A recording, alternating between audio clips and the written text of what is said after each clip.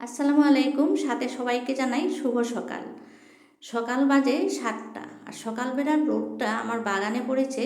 মনে হচ্ছে বাগানটা যেমন পুরো ঝলমল করছে রোদে, এত সুন্দর লাগছে। আজকে আমি একটা কাজ করব, যে কাজটা হচ্ছে কিছুটা নতুন। আমার কাছে নতুন, অন্যের কাছে পুরাতন হতেও পারে। আমি শশা গাছের জন্য যে বেডটা তৈরি করেছি, বেডটা রেডি করেছি, সেই বেডে একটা সাইডে একটা মাটির টব বসিয়ে দেব, আর এখানে আমি খাদ্য দেব গাছের জন্য। তাই আজকেই রেডি করব, কারণ আজকে আমি চারা লাগাবো। বন্ধুরা, আপনারাও নিশ্চয়ই সবাই গরমের সবজি বসানো নিয়ে ব্যস্ত হয়ে গেছেন। আমিও ঠিক তাই। শশার চারা করেছি, অন্যত্র চারা করে রেখেছি, 3টা চারা হয়েছে। আর এই যে টবটা এভাবে দিলাম, এভাবে কিন্তু নয়। এই টবটাকে একটু গর্ত করে নিচের দিকে বসিয়ে দেব, কারণ ঝড় তুফানের দিন আসছে, টবটাকে উল্টিয়ে ফেলে দিতে পারে। তাই একটুখানি গর্ত করে এভাবে বসিয়ে দেব। আর এটাতে আমি সবজির খোসা নিয়ে এসেছি, বালতিতে দেখতে পাচ্ছেন। সবজির খোসাগুলো দিয়ে দেব। এই সবজির খোসা থেকে ডিকম্পোস্ট হওয়ার পরে আমার গাছগুলো খাদ্য আহরণ করতে থাকবে।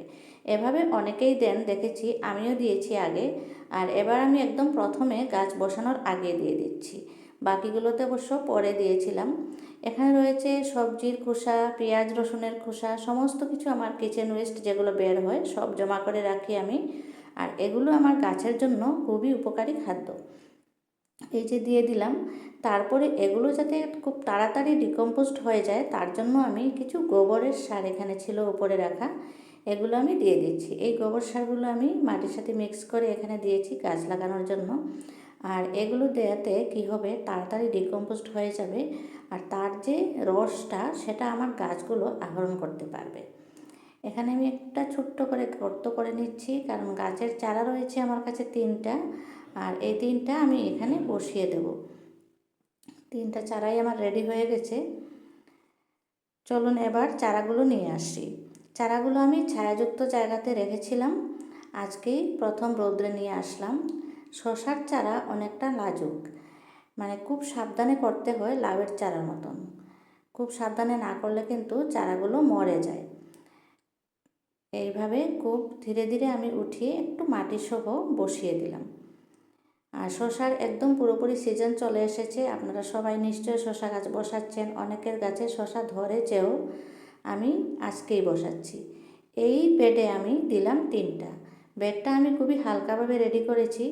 কিচেন ওয়েস্ট দিয়েছি, তার সাথে গোবর সার দিয়ে, তারপরে মাটির একটা স্তর দিয়েছি। তার উপর দিয়ে আবারও কিচেন ওয়েস্ট দিয়ে, তার উপর দিয়ে শুধু মাটির একটা স্তর দিয়েছি। তারপরে আবারও গোবরের সার মাটির সাথে মিক্স করে খুব ভালো করে মিক্স করে দিয়েছি। তারপরে আজকে আমি চারাগুলো বসিয়ে দিলাম। এবার হয়ে গেল আমার চারা বসানো। একটু কাছে থেকে আপনাদেরকে দেখিয়ে দিচ্ছি চারাগুলো ঠিকঠাক হয়েছে কি না। দেখুন, মনে তো হচ্ছে ঠিকঠাক বসেছে, দেখা যাক, আল্লাহ ভরসা হয় না নাই। তারপরে শশার গাছে জল কিন্তু একটু কম কম দিতে হয়, বেশি জল দিলে গাছের গোড়াটা পচে যায়। আর এদিকটায় দেখুন, শীতের সবজি কিছুটা এখনও গাছে ঝলমল করছে। এই গাছগুলো, গ্রোব্যাগগুলো খালি করতে একটু জানি মায়া লাগছে। গ্রোব্যাগের আমার দরকারও হয়ে গেছে, কিছুটা গ্রোব্যাগ আমার খালি হয়ে গেছে যেগুলোতে ফুলকপি ছিল।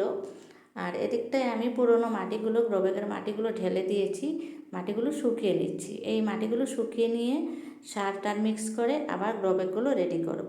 সবাই ভালো